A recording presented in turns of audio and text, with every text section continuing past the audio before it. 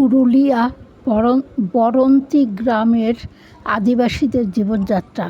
মাটির বাড়ির টালির চাল, দেয়ালে গাছ, ফুল, জীবজন্তুর ছবি আঁকা আর খুব সুন্দর রং করা, খুব সুশৃঙ্খলভাবে তৈরি।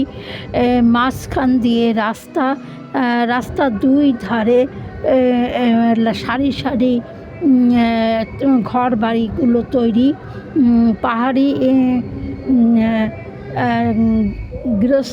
পাহাড়ি গৃহস্থলে লোকেরা সকালবেলা পাখির ডাক আর গ্রামবাসীদের ঘরগৃহস্থলীর কাজকর্ম সারে। গৃহপালিত পশুর মধ্যে গরু, ছাগল, ভেড়া এগুলো পালন করে। আর কাঠের বাক্স টালির চালে আটকে সেখানে পায়রা বাসা করে দিয়েছে। রাস্তাঘাট খুব ভালো।